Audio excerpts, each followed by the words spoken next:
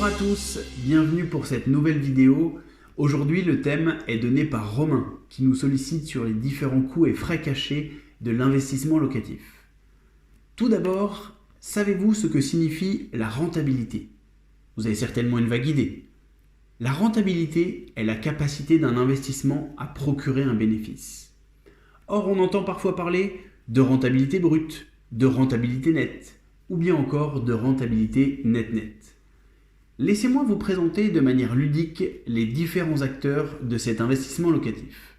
Tout d'abord, le bien acheté, puis le courtier en prêt immobilier, la banque, le notaire, l'agence immobilière, l'assureur, les organismes qui collectent taxes et impôts, le propriétaire de l'appartement, et enfin le locataire.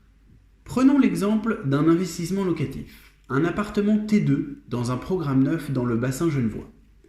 Vous achetez tout d'abord votre bien.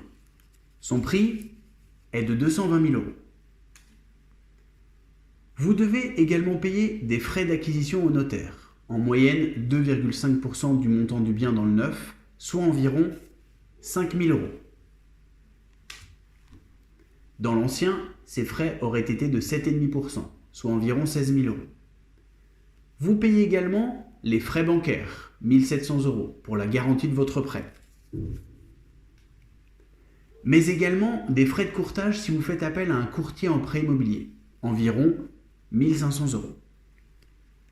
Montant total, 228 200 euros, ce qui représente le coût total de votre acquisition.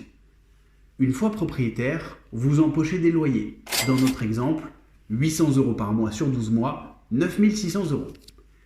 Pour obtenir la rentabilité brute de cet investissement, on divise simplement le montant des loyers annuels par le coût total du bien, soit 9 600 divisé par 228 200, le tout multiplié par 100 est égal à 4,21%, soit une rentabilité brute de 4,21%.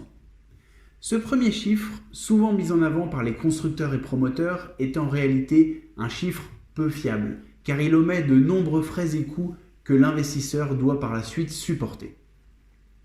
Ce qui nous amène à parler de la rentabilité nette. La rentabilité nette intègre de nouveaux frais et coûts qui viendront en déduction du montant des loyers annuels. Tout d'abord, la taxe foncière. C'est un impôt local dû tous les ans par le propriétaire d'un bien immobilier. Comptez environ un mois de loyer, 800 euros pour notre exemple. Les charges locatives non récupérables. Ce sont généralement 20 à 30% des charges de syndic et de gestion que vous ne pourrez pas répercuter sur votre locataire et qui seront donc à votre charge. Dans notre exemple, environ 200 euros. L'assurance propriétaire non occupant, qu'on appelle également PNO.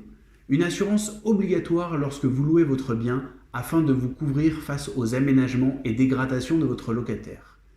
Son coût est faible, moins de 10 euros par mois pour un appartement T2, comme dans notre exemple. La garantie loyer impayé, appelée également GLI. C'est une garantie optionnelle qui protège le propriétaire d'un logement mis en location contre les impayés et les dégradations matérielles. Elle est en moyenne de 2,5% du loyer annuel, charges comprises, environ 300 euros.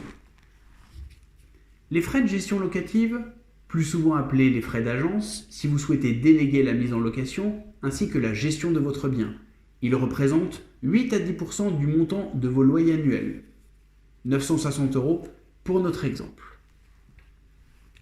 Enfin, les vacances locatives, un paramètre que l'on ne peut pas prendre en compte car chaque cas est particulier. À vous de choisir le bon bien, au bon endroit, bénéficiant d'un potentiel locatif important. Pour le calcul de la rentabilité nette, il faut simplement soustraire ces charges au montant annuel des loyers.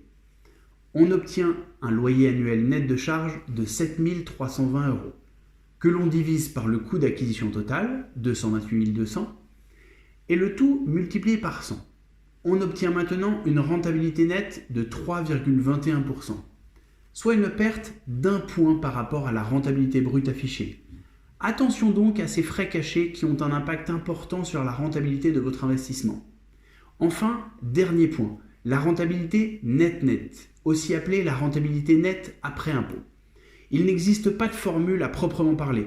Tout dépend du profil fiscal du bailleur ainsi que de sa situation patrimoniale.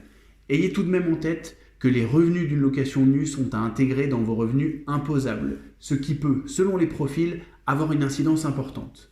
Des parades existent, mais nous développerons probablement ce thème dans une prochaine vidéo. Point important, une belle rentabilité en façade ne veut pas forcément dire qu'il s'agit d'un bon investissement. Il est important d'étudier avec un professionnel en amont l'ensemble du projet, ses frais, ses charges, mais également votre situation patrimoniale qui pourrait vous diriger vers un investissement beaucoup plus rentable. Voilà pour aujourd'hui, j'espère que vous avez apprécié cette vidéo.